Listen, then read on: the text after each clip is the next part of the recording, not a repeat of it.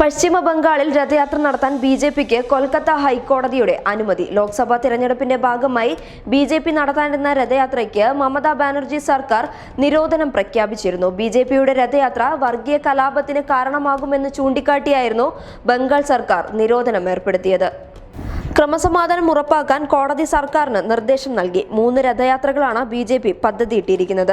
ജനാധിപത്യം സംരക്ഷിക്കുക എന്ന മുദ്രാവാക്യത്തിലാണ് റാലികൾ നടത്തുക. കൂച്ച് ബിഹാറിൽ നിന്ന് തുടങ്ങി ബംഗാളിലെ വടക്കൻ മേഖലയിലും കക്വദ്വീപിൽ തുടങ്ങി തെക്കൻ പ്രദേശങ്ങളിലും ബീർഭൂൽ ജില്ലയിലുമാണ് രഥയാത്ര നടത്തുക.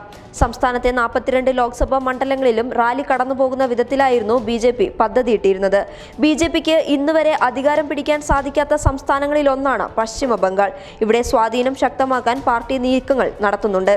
അടുത്ത ലോക്സഭാ തിരഞ്ഞെടുപ്പിൽ ബംഗാളിൽ നിന്ന് 22 മണ്ഡലങ്ങൾ ബിജെപി നേടുമെന്ന് അമിത്ഷാ പ്രഖ്യാപിച്ചിരുന്നു. ബിജെപിയുടെ യാത്രയ്ക്ക് അനുമതി നിഷേധിച്ച മമതാ സർക്കാരിന്റെ നടപടിക്കെതിരെയും അദ്ദേഹം രംഗത്ത് വന്നിരുന്നു. എന്തു വില കൊടുത്തും രഥയാത്ര നടത്തുമെന്നും അദ്ദേഹം പറഞ്ഞിരുന്നു. ബിജെപി നിലവിലുള്ള 2 സീറ്റ് പിടിച്ചു നിർത്താൻ ശ്രമിക്കണമെന്നും അല്ലെങ്കിൽ അതും നഷ്ടപ്പെടുമെന്ന് തൃണമൂൽ കോൺഗ്രസ് നേതാവ് ഡെറക് ഒബ്രിയൽ വിഷയത്തിൽ പ്രതികരിച്ചു.